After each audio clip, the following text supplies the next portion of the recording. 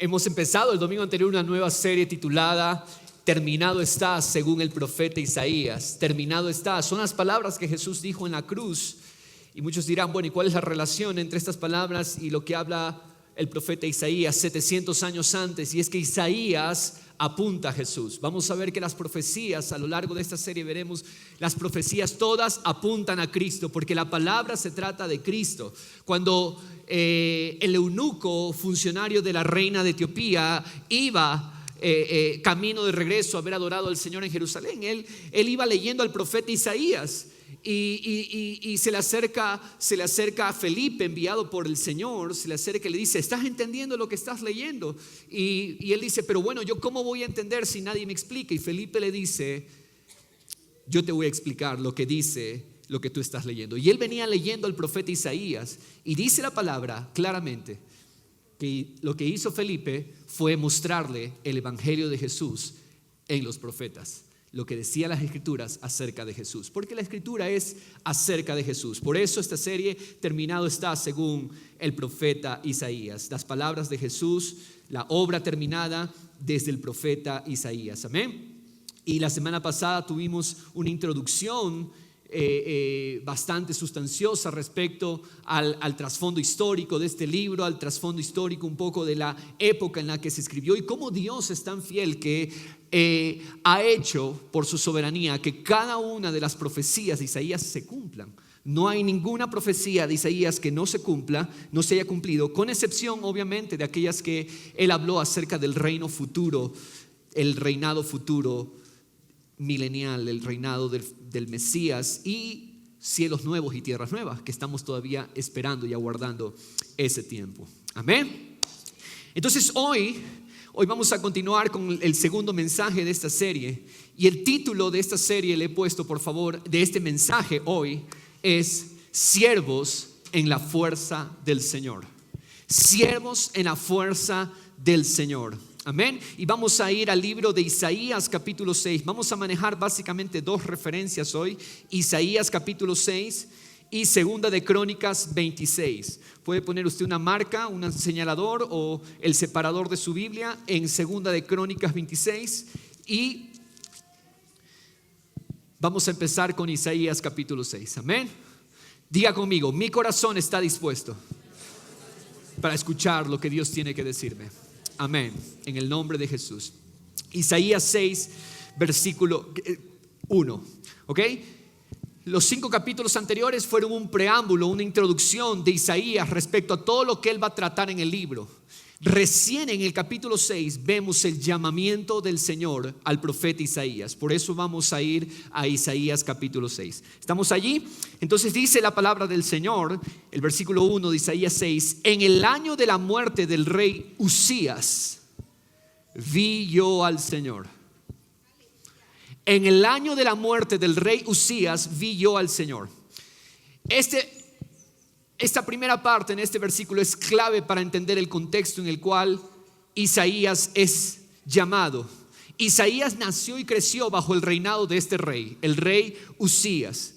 Isaías recibió su llamado de Dios por medio de una visión en el año que este rey murió. Es decir, Isaías nació bajo el rey Uzías, creció, pero Uzías muere, y en el año de su muerte es que Dios llama al servicio profético a Isaías.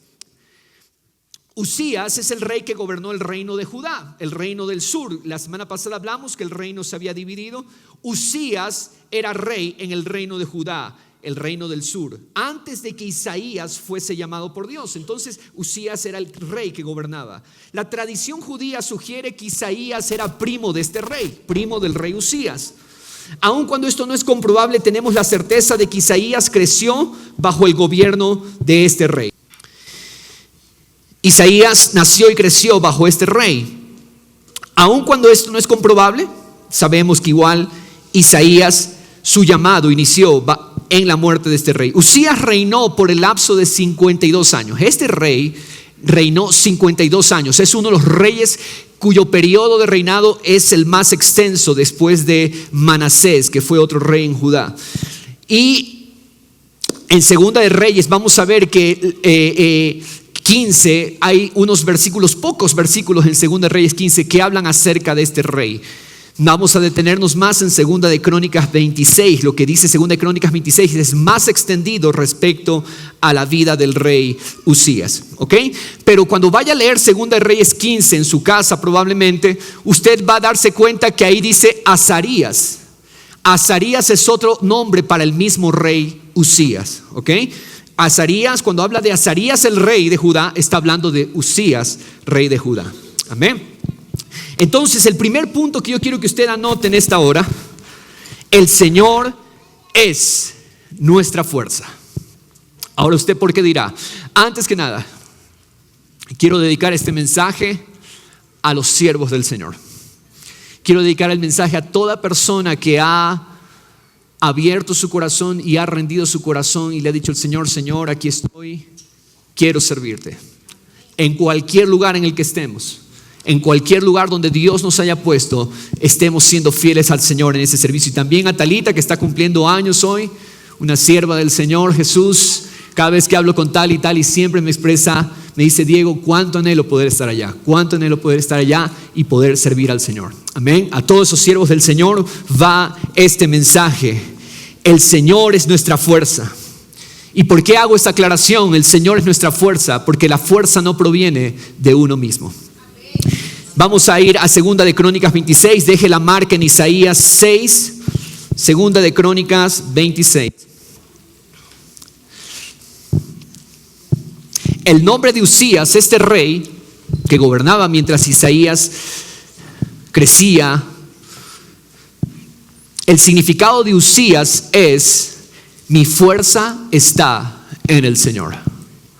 Uzías viene de dos palabras, de dos raíces hebreas: uz o os, que significa fuerza, seguridad, alabanza, poder, y Yah, que es el nombre del Señor, Jehová. Amén, el eterno, el rey, el nombre santo.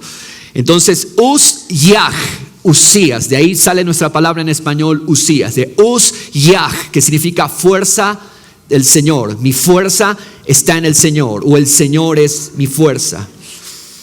Leemos todo 2 de Crónicas 26:1, dice: y todo el pueblo de Judá tomó a Uzías, que tenía 16 años, y lo hicieron rey en lugar de su padre Amasías. Él edificó a Elad también se le conoce, o Elad, una ciudad que está al sur de Israel, y hasta el día de hoy está esa ciudad, y la restituyó a Judá después de que el rey durmió con sus padres. Uzías tenía 16 años cuando comenzó a reinar, y reinó 52 años en Jerusalén. El nombre de su madre era Jecolías de Jerusalén, e hizo lo recto ante los ojos del Señor, conforme a todo lo que su padre Amasías había hecho. Y persistió en buscar a Dios en los días de Zacarías.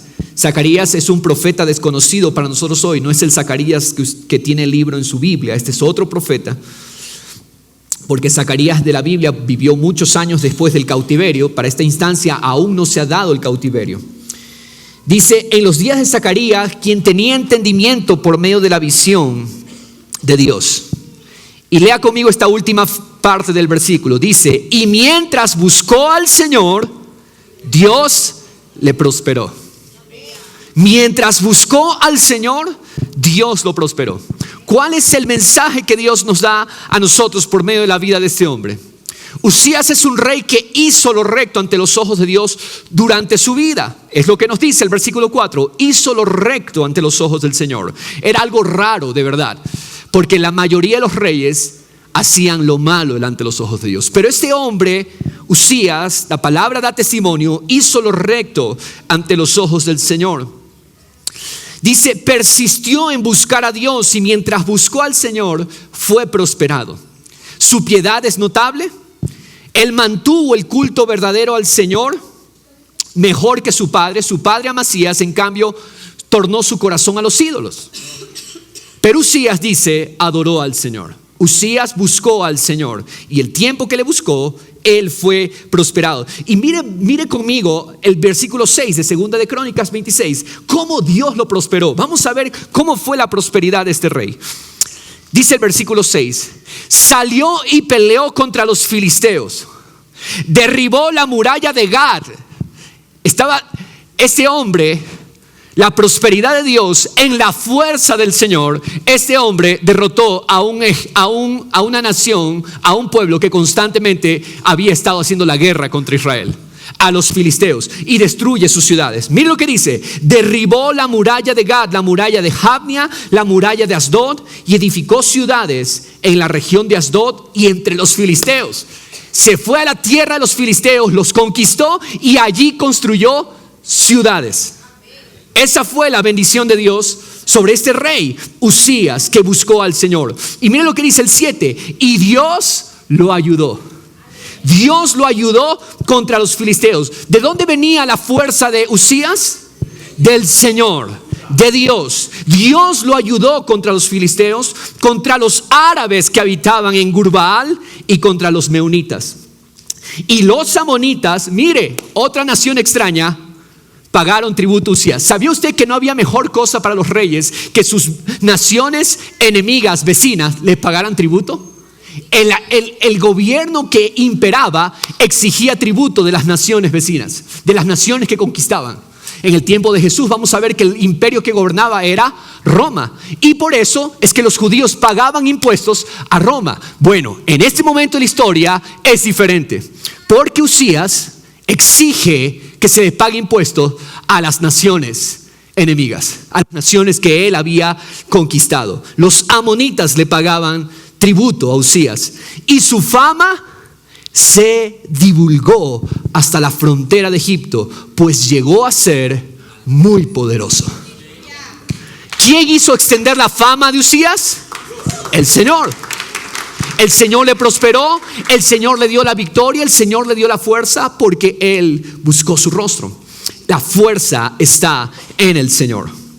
Mire también lo que dice el versículo 9. Uzías edificó además torres en Jerusalén, en la puerta del ángulo, en la puerta del valle y en la esquina de la muralla, y las fortificó. Aparte de un guerrero victorioso, Uzías también era un constructor. Edificó las torres y fortificó la muralla. Edificó también torres en el desierto y excavó muchas cisternas porque tenía mucho ganado. Wow. La riqueza en tiempos bíblicos se medía también en función de los animales, del ganado que se poseía. Y este hombre había sido prosperado por el Señor, tenía mucho ganado, tanto en las tierras bajas como en la llanura. También tenía labradores y viñadores en la región montañosa y en los campos fértiles. ¿Por qué razón? Porque amaba la tierra. Es decir, Uzías era un agricultor. Uzías era un agrónomo. Él amaba la tierra, apreciaba la tierra. Era un campesino, tenía un corazón de campesino porque hizo producir la tierra. Amén. ¿Qué más nos dice la palabra acerca de Uzías? Dice el versículo 11: tenía también Uzías un ejército listo para la batalla, que salía al combate por divisiones, conforme al número de su alistamiento, preparado. No era cualquier ejército este.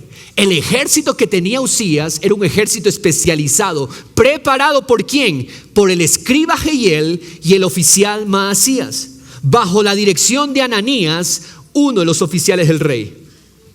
El número total de este ejército especial, dice, el número total de los jefes de familia, guerreros valientes, era de 2,600. Era 2,600, escúcheme, porque vamos a seguir leyendo. 2,600 era el número del ejército especializado. ¿Qué pasaba con este ejército? Este era un ejército que iba hacia las batallas, iba hacia los pueblos que iban a conquistar, y sabían, eran expertos. Era un ejército especializado. Versículo 13, mire lo que dice: y bajo su mando, bajo el mando de estos 2,600, estaba un ejército poderoso.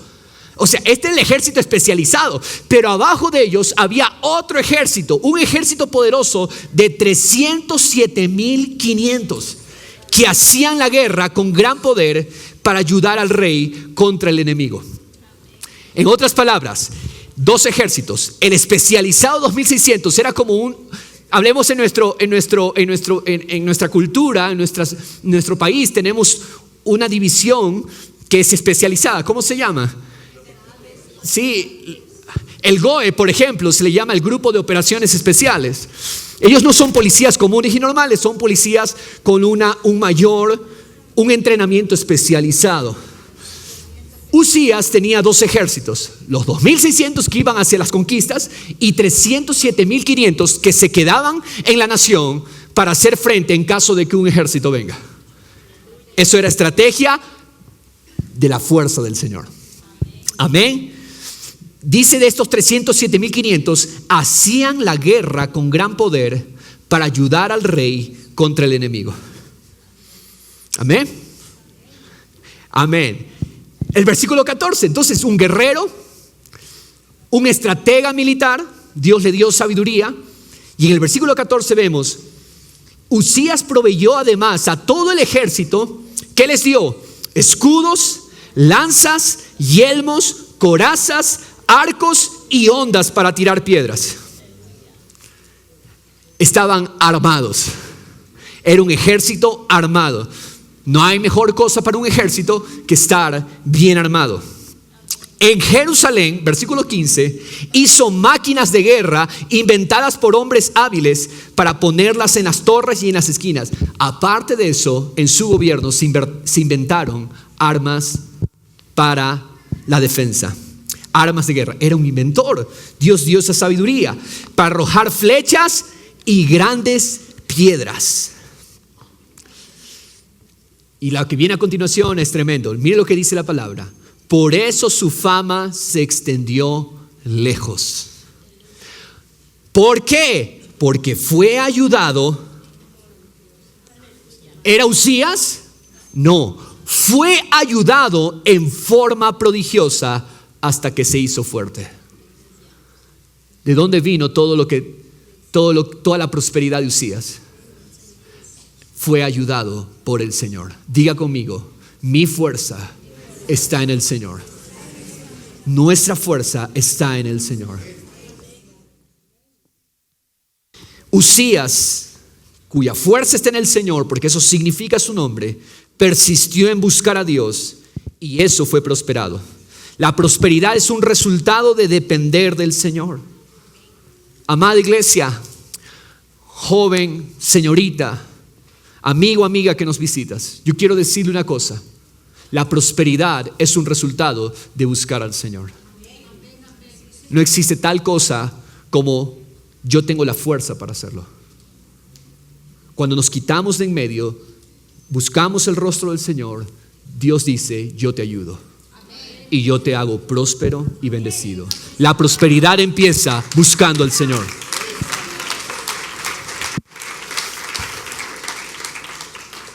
Tuvo éxito en las guerras, su fama se extendió, su reputación engrandeció, hizo muchas construcciones, fomentó la agricultura, la ganadería, un poderoso ejército, proveyó de armas a sus guerreros.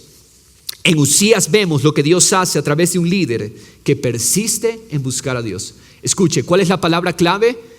Usías persistió. Buscar a Dios. Persistió en buscar al Señor.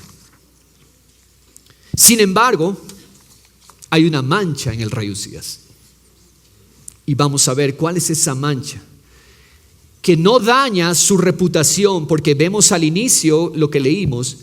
Usías hizo lo recto ante los ojos de Dios.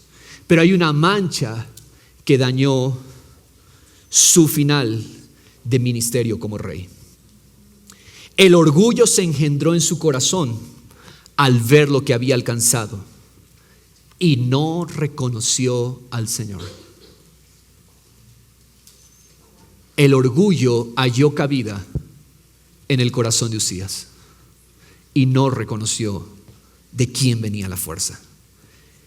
Al final vemos Usías se arrogó funciones sacerdotales, funciones que no le pertenecían sino solamente a la clase sacerdotal. Veamos el versículo 16, dice: Pero cuando llegó a ser fuerte, su corazón se hizo tan orgulloso. Cuando llegó a ser fuerte, su corazón se hizo tan orgulloso que obró corruptamente y fue infiel al Señor su Dios, pues entró en el templo del Señor para quemar incienso sobre el altar del incienso. Podríamos tratar de buscar explicaciones a esta acción de Uzías. Probablemente lo hizo al ver que necesitaba el favor de Dios en alguna coyuntura política. Quizás pensó que los sacerdotes no cumplían con su oficio tan devotamente. Tal vez creyó que él podía hacer mejor la función sacerdotal que los sacerdotes destinados para ese fin. Quizás observó que los reyes idólatras, los reyes de las naciones, quemaban incienso en los altares de sus dioses, así como su padre Amasías lo había hecho. Tal vez fue esto lo que Uzías pensó al aproximarse más adentro de lo que le era permitido. El templo tenía el atrio y el santuario, que estaba conformado por el lugar santo y el lugar santísimo. La gente, los israelitas, podían entrar hasta el atrio, pero el lugar santo, al lugar santísimo, solamente la clase sacerdotal podía tener acceso. Y él se arrogó una función que no le pertenecía, se llenó de orgullo su corazón y entró más allá en el templo de lo que le era permitido. Este acercamiento al altar del Señor fue una rebelión contra Dios, porque solamente a la clase sacerdotal se le permitía entrada. Dice el versículo 17: entonces el sacerdote Azarías entró tras él, y con él entraron 80 sacerdotes del Señor, hombres valientes. Vieron a Uzías entrando a quemar incienso, y entonces Azarías, y dice valientes sacerdotes, 80 hombres, se pusieron en su camino. Se lo pusieron al rey Uzías y le dijeron: no te corresponde a ti, Uzías, quemar incienso al Señor, sino a los sacerdotes, hijos de Aarón, que son consagrados para quemar incienso.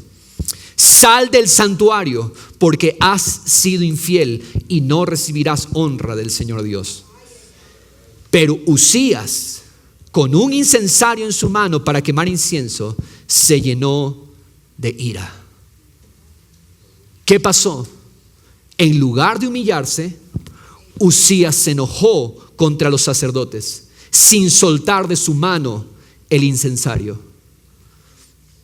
Y mientras estaba airado contra los sacerdotes, la lepra le brotó en la frente, delante de los sacerdotes en la casa del Señor, junto al altar del incienso. Y el sumo sacerdote Azarías y todos los sacerdotes lo miraron, y he aquí tenía lepra en la frente. Le hicieron salir de allí a toda prisa. Él mismo se apresuró a salir, porque el Señor lo había herido. Fue castigado con lepra.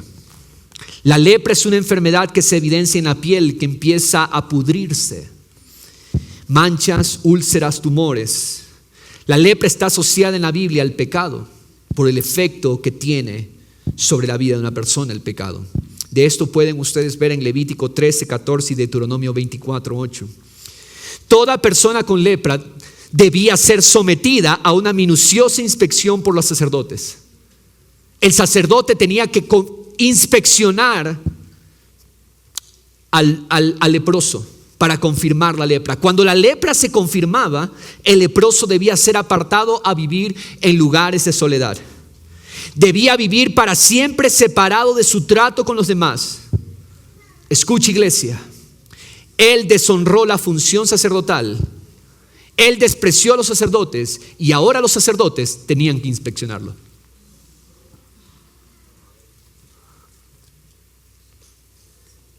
Se atrevió a ingresar en el altar del Señor, y ahora no podía ni siquiera ingresar al patio del templo. En el patio podía ingresar hasta el más vil de sus siervos, podía entrar si es que estaba limpio. Ahora él no podía ni entrar al templo. Condenado a vivir aislado de la sociedad hasta el día de su muerte. Su pecado de orgullo le trajo esta humillación y deshonra.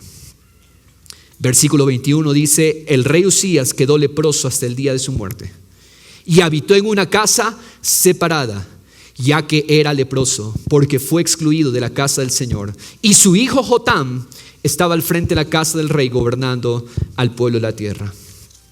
Iglesia, nuestras vidas consisten en recoger glorias para nuestro Salvador. Nuestras vidas consisten en depender de Dios y reconocerlo a Él en todo. Ninguna cosa nos pertenece, todo es porque el Señor lo da. Es su gracia, es su amor. Si tú tienes hoy algo, una bendición, reconócelo al Señor. Porque el Señor da, pero el Señor también quita cuando no es reconocido. Nuestras vidas consisten en recoger glorias para Él. Si pecamos, sabemos que tenemos abogado para con el Padre, Jesucristo el justo. Pero si Él nos hace fuertes, es para que Él sea visto, es para que Él sea reconocido, Él sea honrado. Recuerden que esta vida no se trata de nuestra vida. Esta vida no se trata de lo que hacemos, lo que tenemos. Ningún logro, ningún mérito humano nos califica. Lo que nos califica es la ayuda del Señor que viene de Él. Solamente de Él. Dice David, de ti viene mi ayuda y mi socorro. Gálatas 2, el apóstol Pablo donde combate a los judaizantes. Gálatas 2:20 dice el apóstol Pablo, con Cristo he sido crucificado. Esta vida no se trata de lo que yo hago. Esta vida no se trata de los ritos que pueda guardar. Esta vida se trata de yo quitarme de en medio para que Cristo viva su vida a través de mí.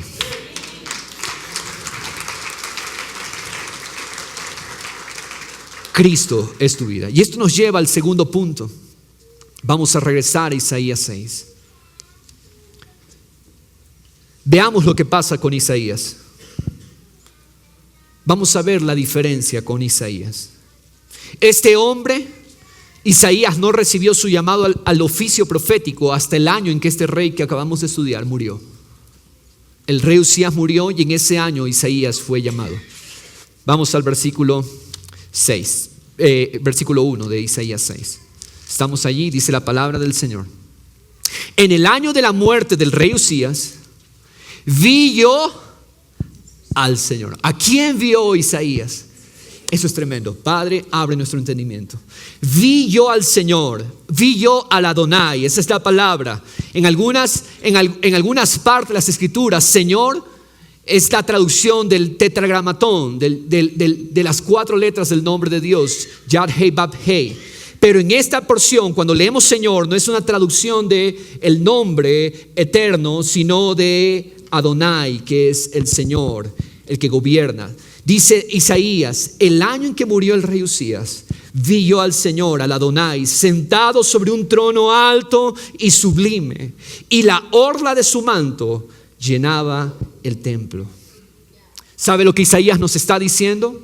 Isaías nos está diciendo, el año que el rey humano murió, vi yo al rey eterno. El año que murió aquel hombre en quien tal vez muchos pusieron su esperanza, probablemente hasta Isaías mismo, al ver la prosperidad de un rey como Usías. Pero el año en que el rey murió, yo vi al rey que es eterno. Yo vi al rey que gobierna, cuyo reino permanece para siempre. Dios se revela a Isaías en esta visión para recordarle que Él es rey eterno, Él es soberano, Él es lleno de majestad. Y aunque los gobernantes terrenales pasen, Dios sigue en su trono y Él va a cumplir todos sus propósitos eternos. Dios le está diciendo a Isaías, sí, Usías en lo que cabe fue un buen rey, pero yo soy el Señor. Y tu esperanza no debe estar en él, sino en mí, porque yo fui la fuerza de Usías.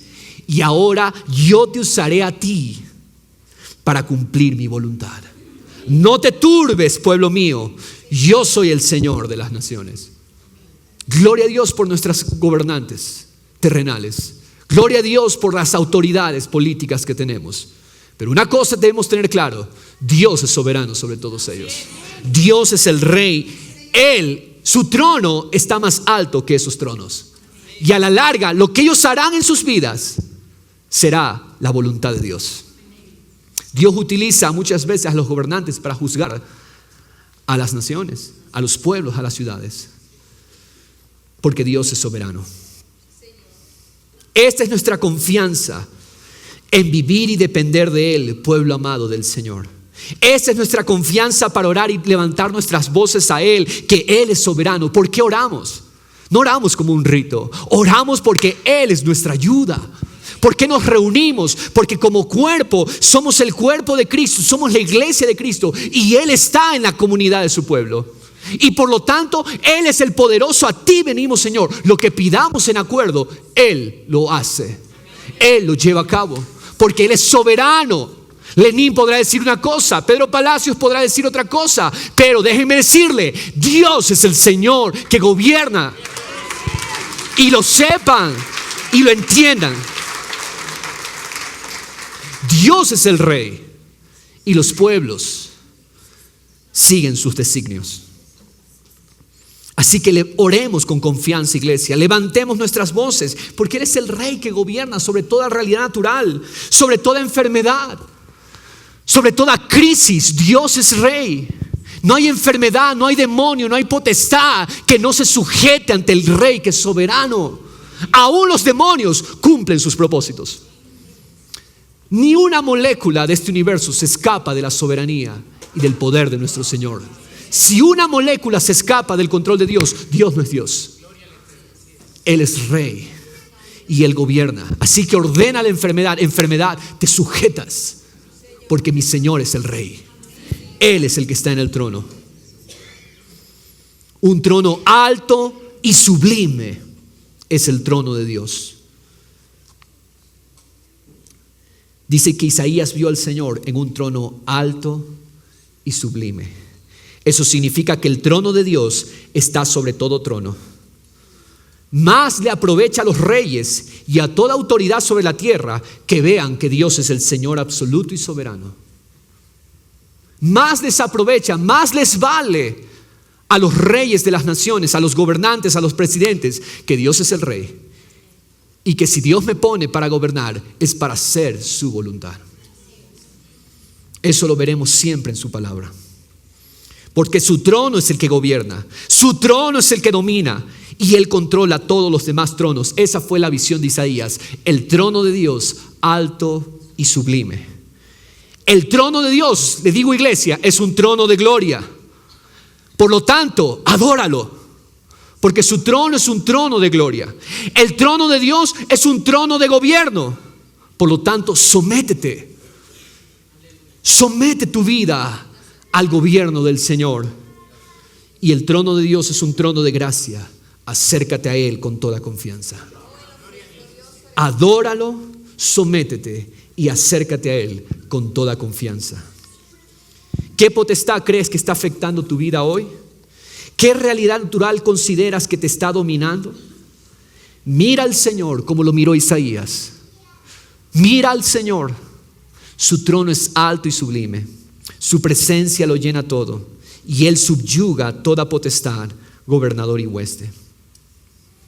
Todo gobernador, todo demonio.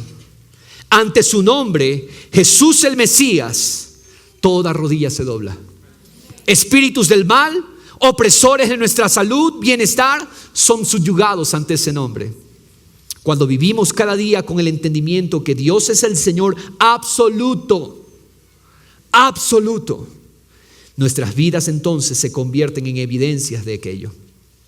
Isaías y su ministerio grandioso se tratan de esto.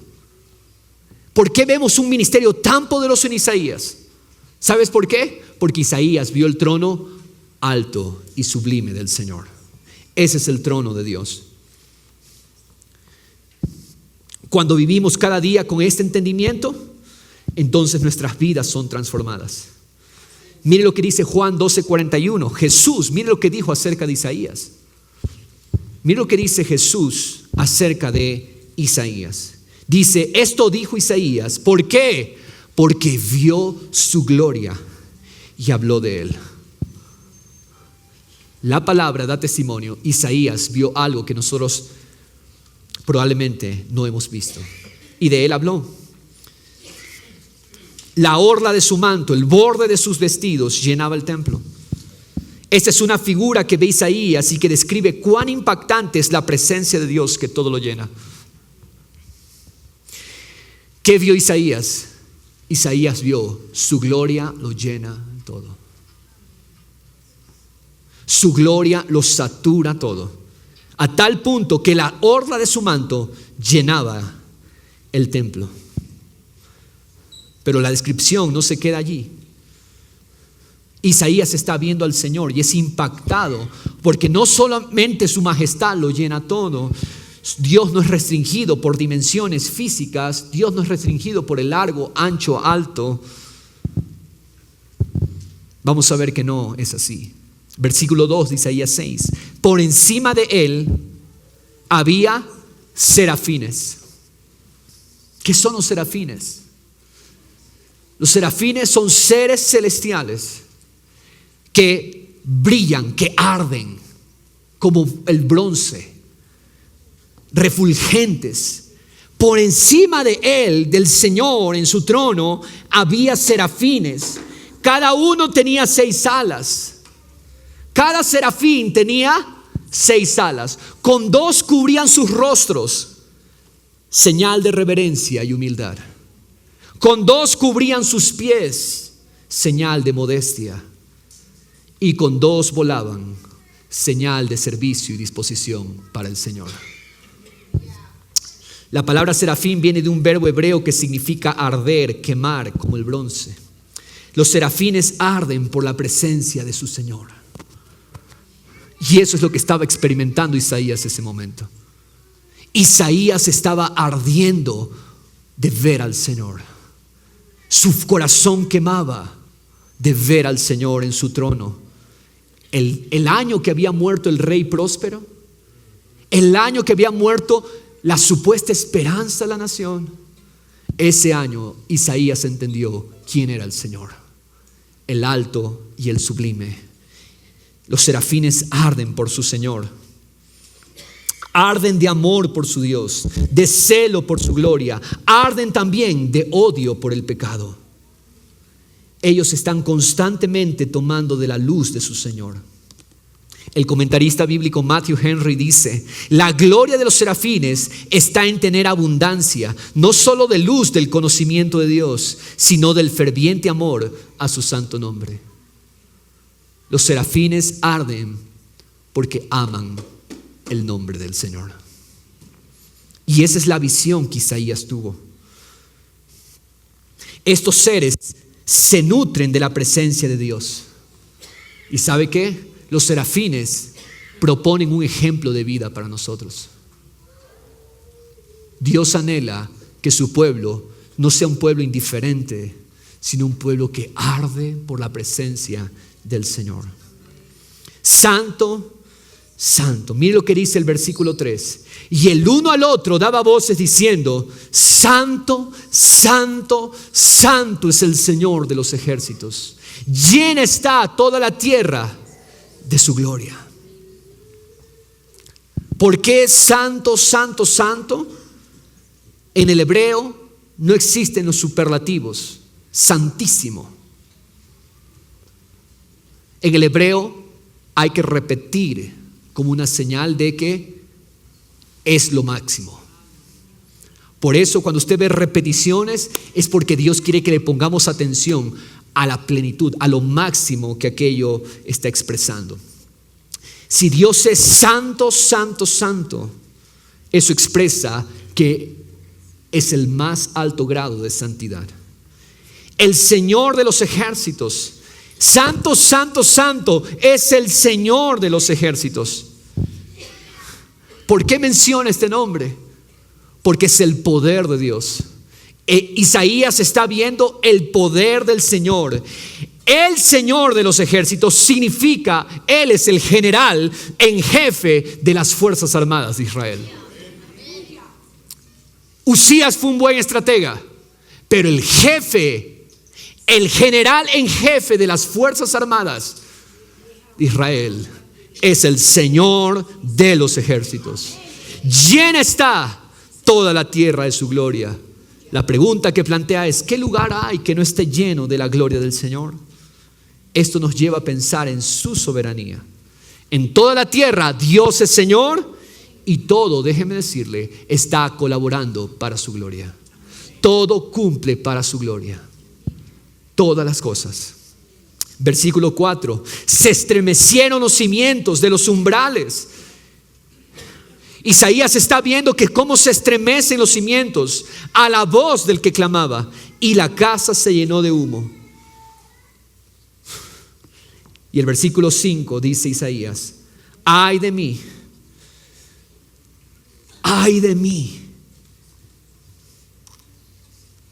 porque perdido estoy.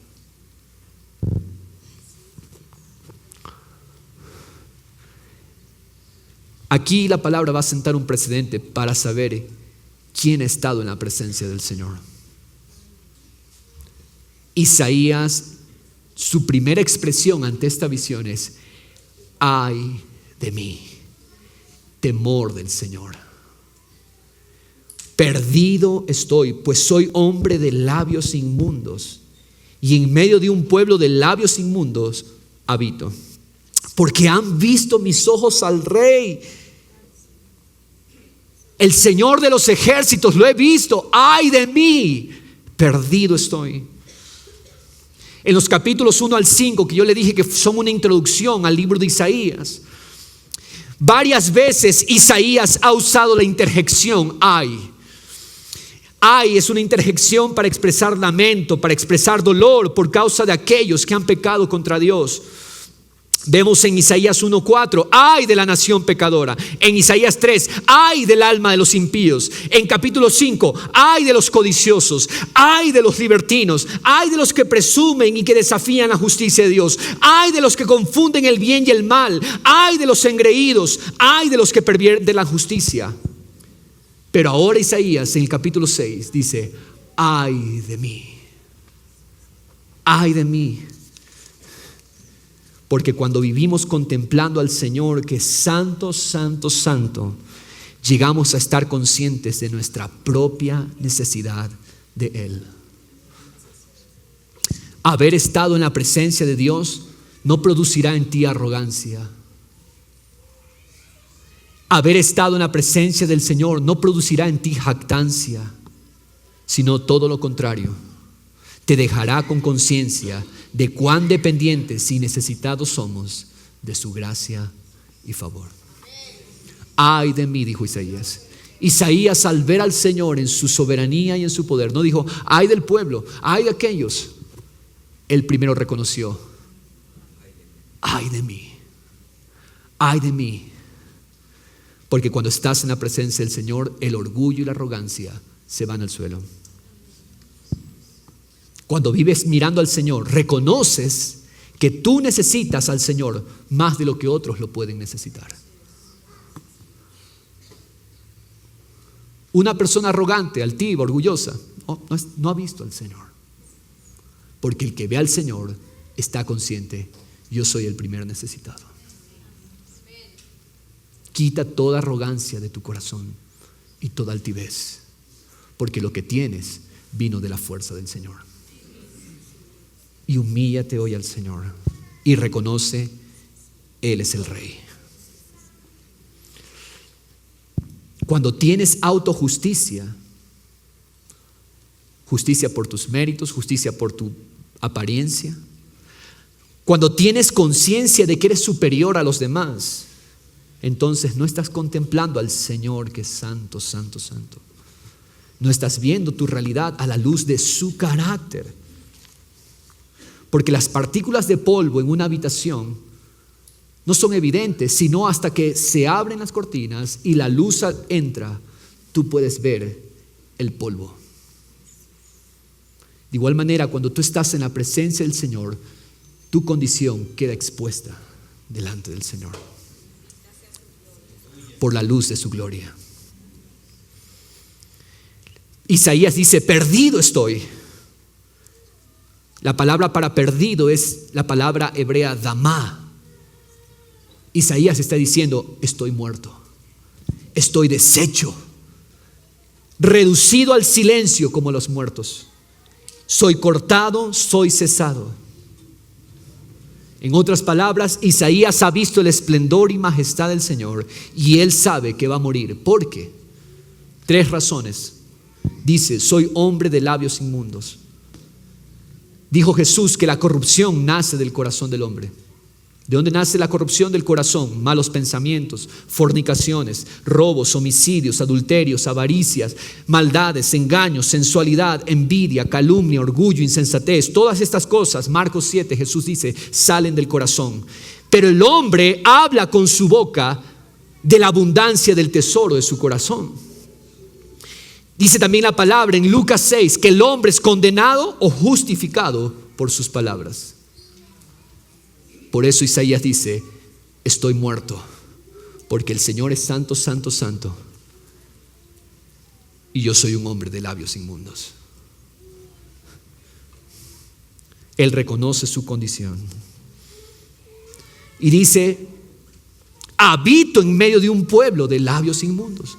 No solamente que yo tengo, mis labios son inmundos, habito en un pueblo que tiene labios inmundos. Porque la enfermedad de la corrupción del corazón es hereditaria. La corrupción del corazón del hombre se hereda. Nacemos con esa herencia y es epidémica porque está en todos lados. La corrupción del corazón. Dice Salmo 51 que fuimos concebidos en iniquidad. Y la corrupción del corazón es una epidemia por doquier. Vivimos en un mundo de labios corrompidos. ¿Qué es lo que se escucha por todos lados? Falsedad, engaño, falsas noticias. Ese es el común denominador. Hay que ser muy selectivos con lo que escuchamos, con las noticias que nos llegan por las redes sociales, por los canales de televisión. Hay que ser selectivos porque no podemos creer a cualquier cosa. Porque la falsedad, los labios inmundos que hablan falsedad son el común denominador. Es una epidemia por todos lados. Entonces Isaías reconoce, estoy muerto porque yo soy de labios inmundos. Habito en un pueblo de labios inmundos. Y dice también, mis ojos han visto al Rey, al Señor de los ejércitos. ¿Sabes qué? Dios es santidad, Dios es justicia. Y si no hay un mediador, escúchame, si no hay un mediador, estamos perdidos, estamos muertos. Si no hay un mediador entre Dios y nosotros, estamos muertos, sin un mediador. Porque su santidad te purifica o te mata. Su santidad te purifica o te mata. Y usted dirá, ¿me mata? La naturaleza de pecado muere al encontrarse con la santidad del carácter de Dios. Cristo tomó la naturaleza del pecado ¿y qué pasó? La ira de Dios lo clavó. Porque la santidad mata. La santidad de Dios destruye. ¿Qué destruye? Todo lo impío, todo lo malo, todo lo que es humano y natural. Gloria a Jesús, porque allí en Cristo quedó la naturaleza pecaminosa clavada. Para todos los que han creído en Cristo Jesús, les tengo esta noticia. Cristo tomó tu naturaleza de pecado y te clavó en la cruz. Por eso el que vive ahora es Cristo. Porque Cristo vive, podemos acercarnos a la presencia de Dios. ¿Qué pasó con Uzías? Él ignoró el orden divino y fue quebrantado por Dios, fue herido por Dios. ¿Por qué? Porque la santidad de Dios mata. Acércate a Dios por medio de Jesús. Siempre habrá gracia y misericordia, porque Él no te verá a ti, Él verá a Cristo en ti. Así tú puedes entrar. Pero cada día todo nuestro ser debe ser traído a su santidad. Gloria a Dios porque somos salvos, los que fueron salvos. Si tú aún no has creído en el Señor, hoy puede ser tu día de salvación si pones tu fe en Cristo el mediador. Pero déjame decirte, aunque hayas creído ya en el Señor, todos los días tienes que traer tu vida a la santidad del Señor. ¿Para qué? Para hacer morir tu carne. Todo deseo vano, toda vieja forma de pensar y actuar en tu alma. ¿Cómo hacemos eso, Pastor Diego? Cuando nos exponemos a su palabra, a su verdad, a su gracia, a su amor. Cuando tú te expones a Él, Él mata tu carne, tu naturaleza. Tú ya no eres pecador si creíste en Jesús, pero en tu mente, en tu alma necesitas aún crecer. Eres salvo en tu espíritu, pero en tu alma necesitas ser expuesto.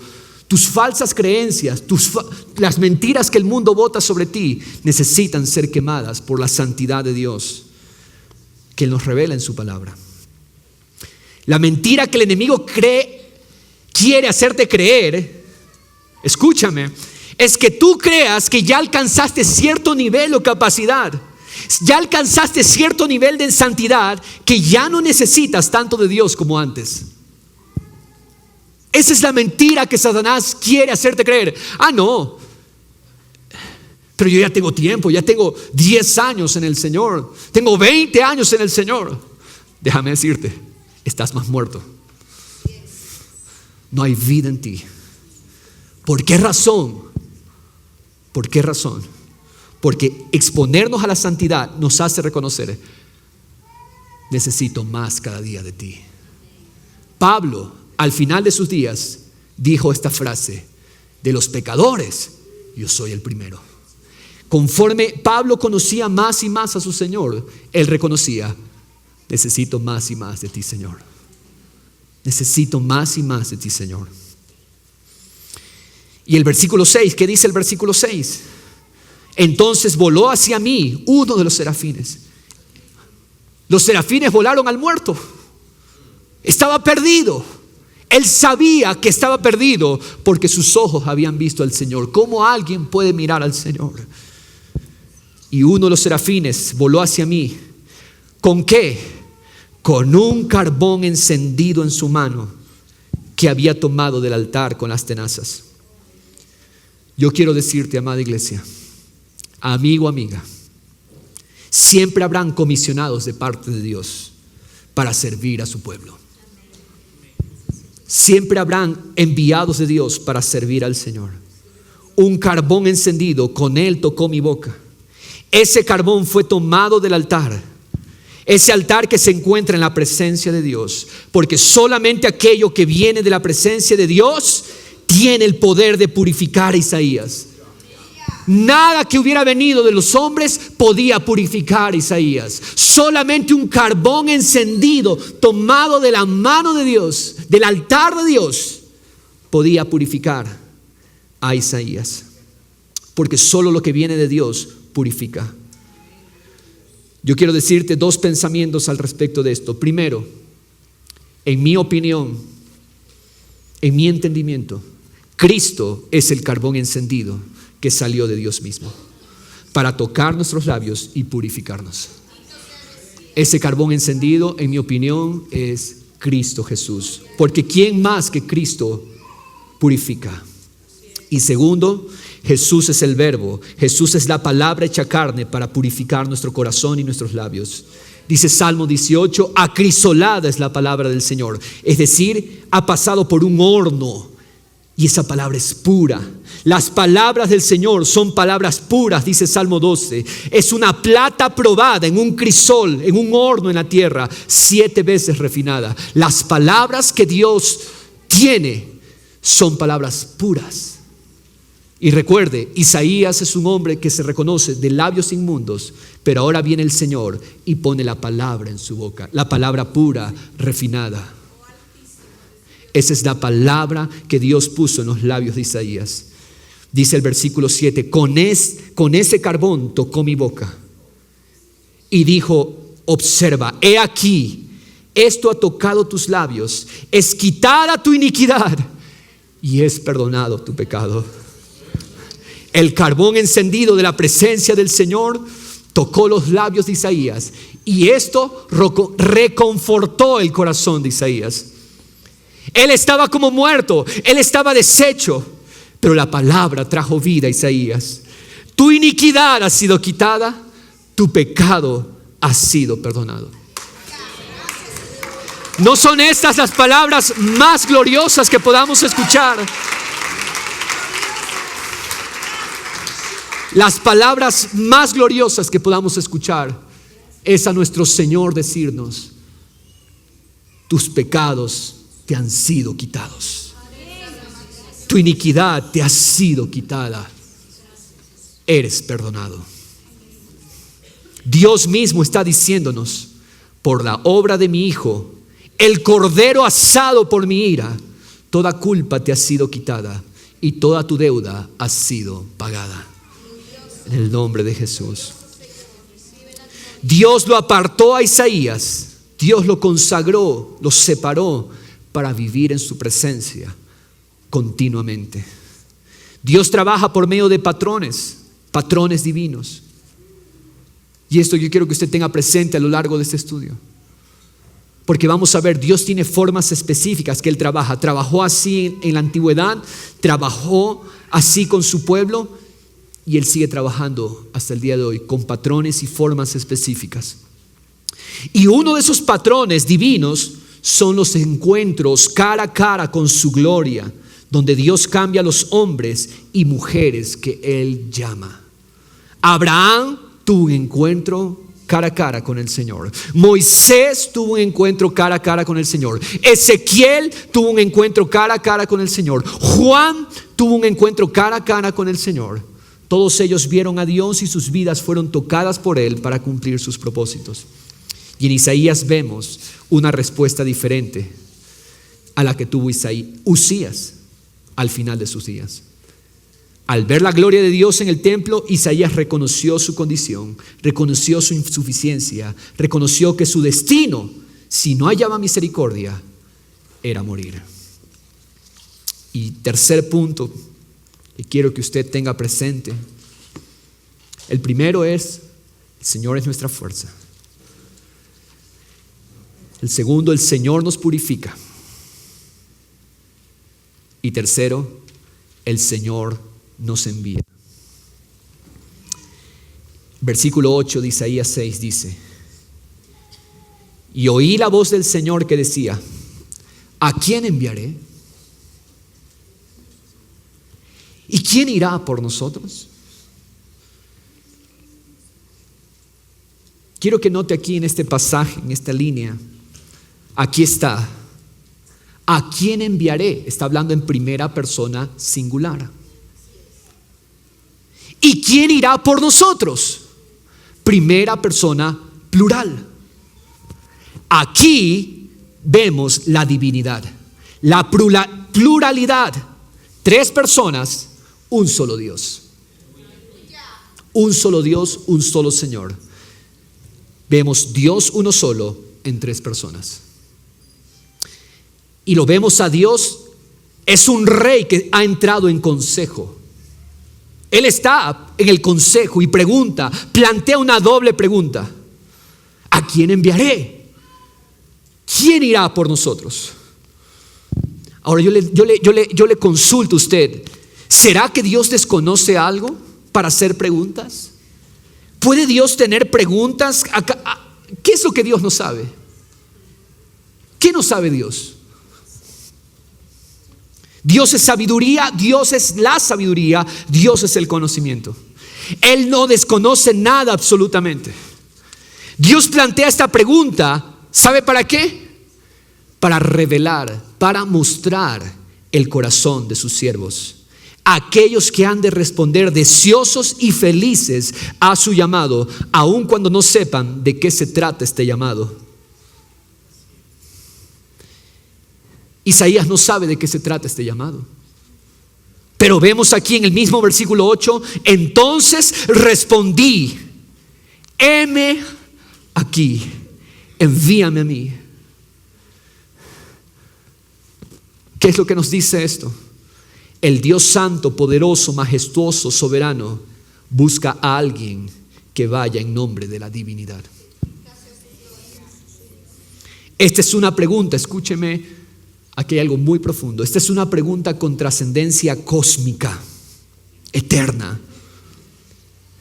La pregunta que Dios dice es: ¿quién podría ser enviado en representación de Dios y cumplir el plan de redención, sufrir el castigo eterno por el pecado y restaurar a la raza humana al lugar de honra en una correcta y feliz relación con Dios?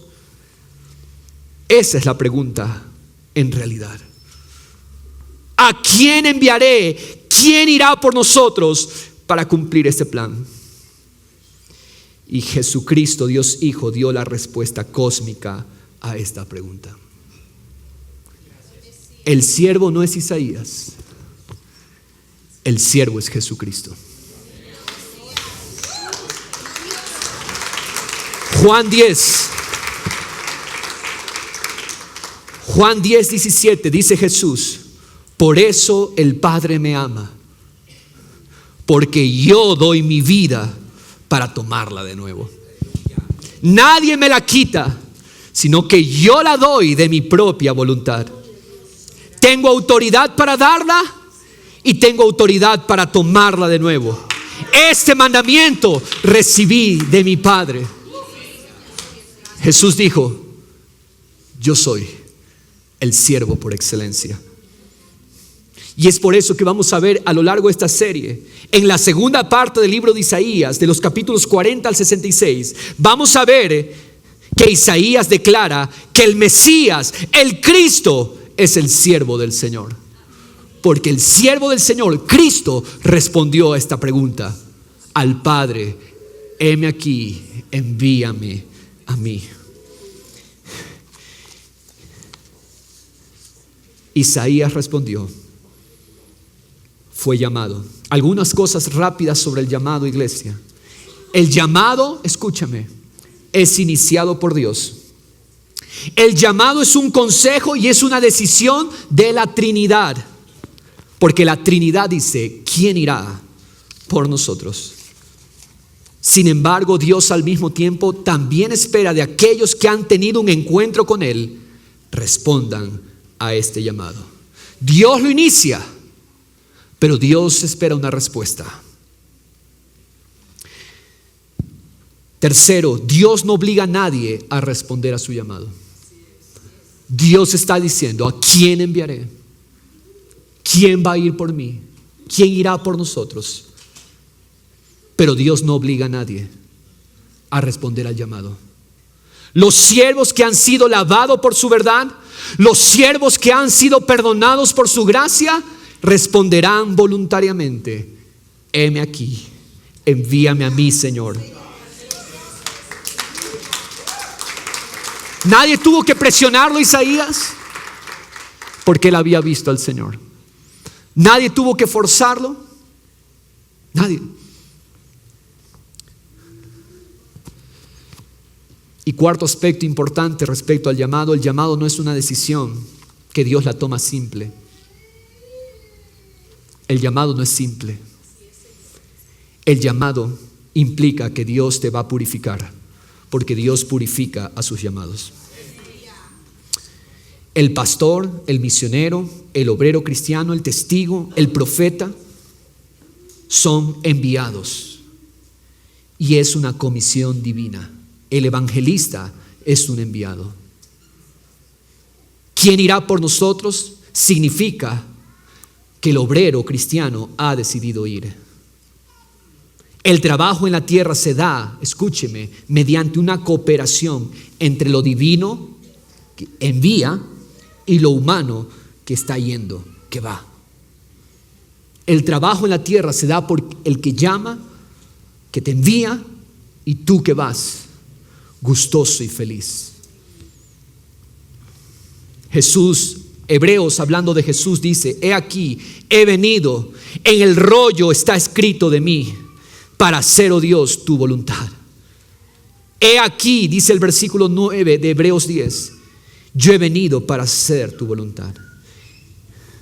Ese es Jesús que respondió al llamado, cumplió perfectamente, y este hecho es nuestra seguridad para todos los obreros del Señor, Quiero hablar a todo aquel que responde al llamado del Señor o que ha respondido al Señor.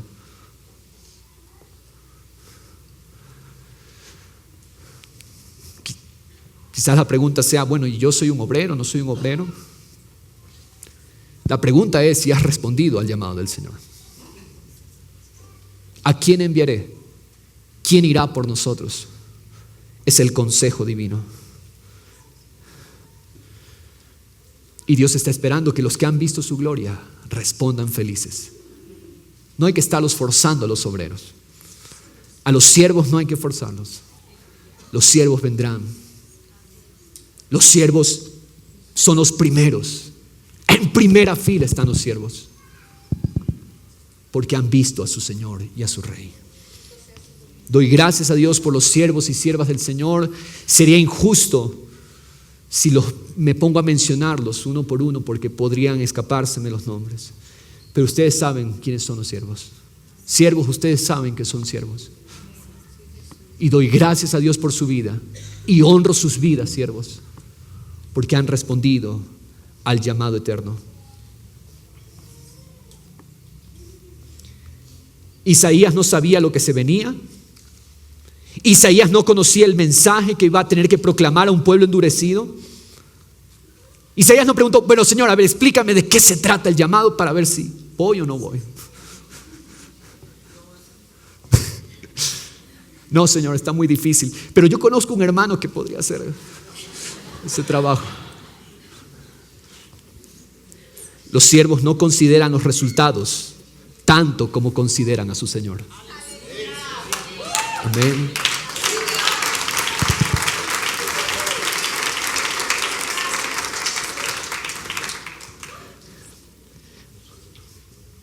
Miren el llamado de Isaías, versículo 9. ¿Cuál fue la comisión? Mire lo que dice Isaías: respondiste, gloria a Dios. Ahora mira lo que te toca. Ve, anda y dile a este pueblo: escuchad bien, pero no entendáis. Mirad bien, pero no comprendáis. Haz insensible, Isaías, el corazón de este pueblo. Endurece sus oídos, nubla sus ojos. No sea que vea con sus ojos y oiga con sus oídos y entienda con su corazón y se arrepienta y sea curado. ¡Qué comisión!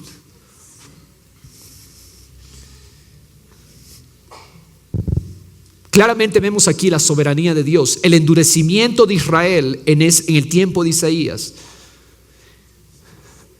Dios lo permitió. Ahora, sin embargo, el hebreo es bien complejo en este asunto. ¿Por qué razón? Porque las conjunciones que unen las frases, pero, no sea que, esas conjunciones no existen tan definidas en el hebreo. Por lo tanto, no significa que escuchen, pero no entiendan. Es simplemente diciendo, escuchen, pero el resultado es, no van a entender. Van a mirar, pero no van a comprender. Tus palabras van a hacer insensible el corazón de este pueblo. Por causa de lo que tú digas, el pueblo va a endurecer sus oídos. Y no va a ver con sus ojos, no va a oír con sus oídos. No va a entender con su corazón, no se va a arrepentir. Y por lo tanto, si no se arrepiente, no va a ser curado. La comisión, anda y diles. Porque el obrero de Dios se caracteriza por ser diligente en esta tarea.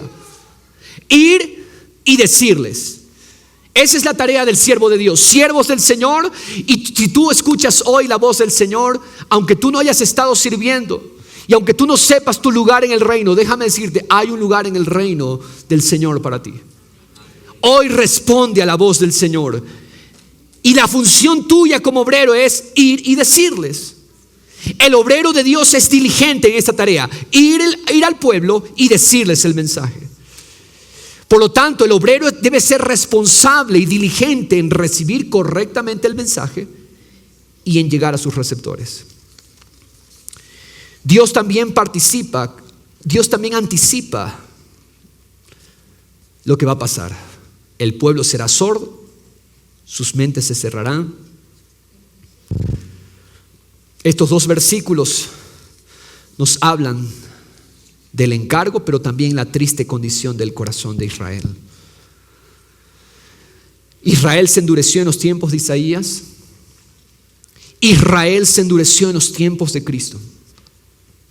Hoy en día el estado general también es que el pueblo judío, la nación judía, está endurecida. Este endurecimiento también aplica al pueblo gentil.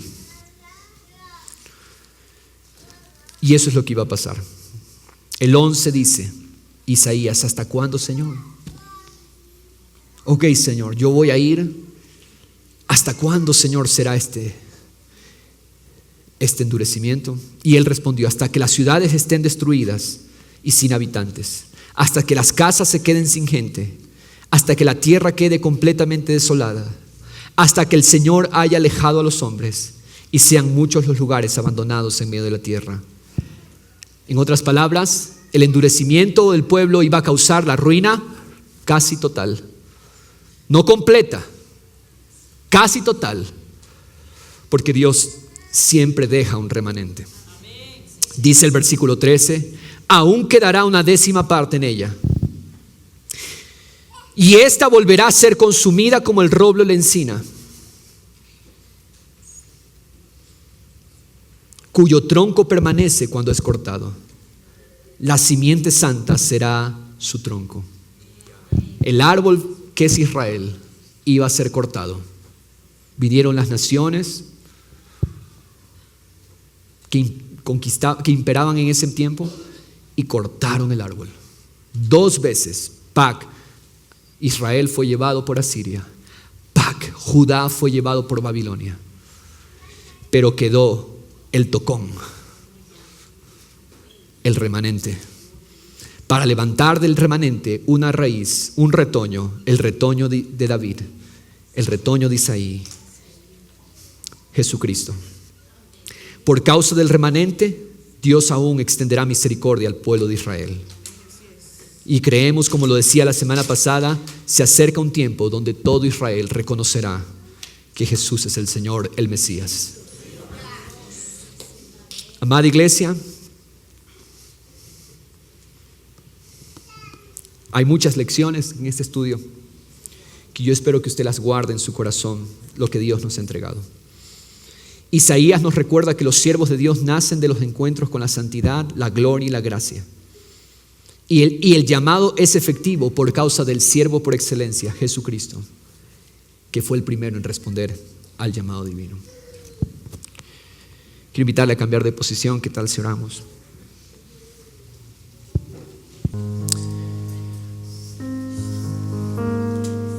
Abre los ojos, Señor Jesús. Abre los oídos.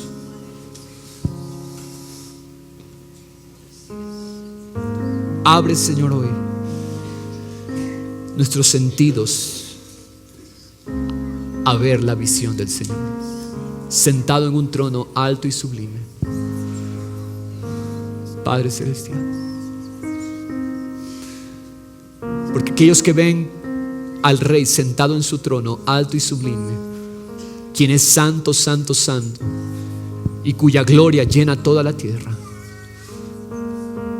aquellos responden felices: heme aquí, Señor, sin considerar los resultados, sin considerar que este mensaje es duro. Vamos a orar. Yo no sé, el mensaje es acerca de la fuerza del Señor para sus siervos, pero Dios quiere dar fuerza a todo aquel que está desalentado en esta mañana, en el nombre de Jesús.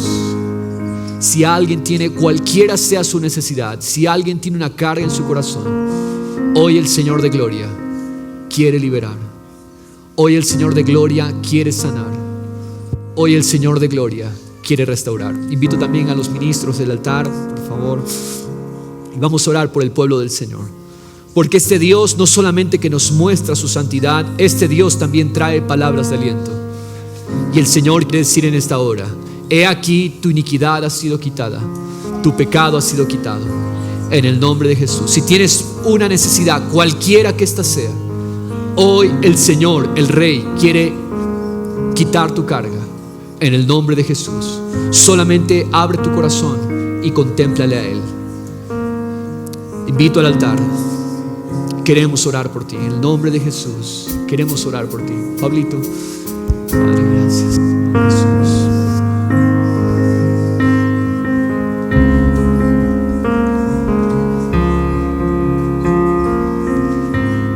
respondemos a tu llamado, Señor Jesús. El Señor hace el llamado.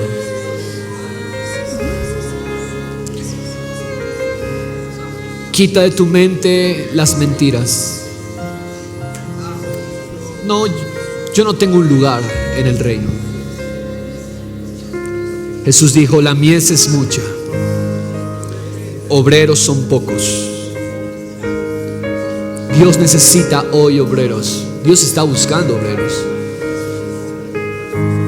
Claramente esos obreros están en el plan soberano de Dios, pero es responsabilidad de los obreros responder al Señor en el nombre de Jesús. Así que otra mentira que tienes que derribar de tu mente: yo no soy bueno, yo no sirvo, mi pecado es tan grave, mi condición es tan deplorable que yo no tengo un lugar para servir al Señor. Esa es una mentira de Satanás. Y hoy el Señor te dice: Cristo es el carbón encendido que toca tus labios y purifica tu vida. Cristo te llama, responde a su amor. Sierva mía, siervo mío, yo te escojo, dice el Señor, mi hijo eres tú. Necesito proclamadores de mi verdad. Necesito ministros de mi palabra. No para el púlpito aquí, porque en realidad los ministros son en el día a día. En realidad los ministros que Dios está buscando son para el día a día. Hoy hay en tu corazón el sentir de responder al llamado del Señor. Heme aquí, envíame, Señor, úsame para tu gloria. Heme aquí, Señor, al ver tu gloria, al ver tu poder. Si este es tu deseo, si hoy el Señor te está llamando y hoy escucha su voz, di conmigo: Señor, gracias, porque tú has quitado mi iniquidad y tú has perdonado mi pecado. Y ahora yo respondo: aquí estoy, envíame a mí, envíame a mí. No considero el resultado, pero te considero a ti, Señor Jesús. Envíame mis dones y mis talentos. Di conmigo: mis dones y talentos, que son tuyos, porque de ti viene la fuerza. Los rindo hoy a tus pies. Mi voz, mi garganta, mis manos y mis pies, y todo mi corazón al servicio tuyo. Gracias, Señor. Dios está buscando hoy padres de familia, madres de familia, esposos, esposas, que respondan al llamado de levantar hijos poderosos en espíritu para influenciar en nuestras naciones con la verdad de los principios eternos, para traer prosperidad. Así como trajo prosperidad en tiempos de Usías, así es la prosperidad que Dios traerá por causa de los siervos y siervas que se disponen hoy. Dios está buscando pastores, evangelistas, maestros, profetas, enviados. Dios está buscando adoradores, salmistas. Dios está buscando siervos, diáconos y diaconisas, pastores que amen su cuerpo, que amen su rebaño. Dios está llamando. Gloria a Dios, porque hoy respondemos: heme aquí, Señor, envíame a mí, en el nombre de Jesús.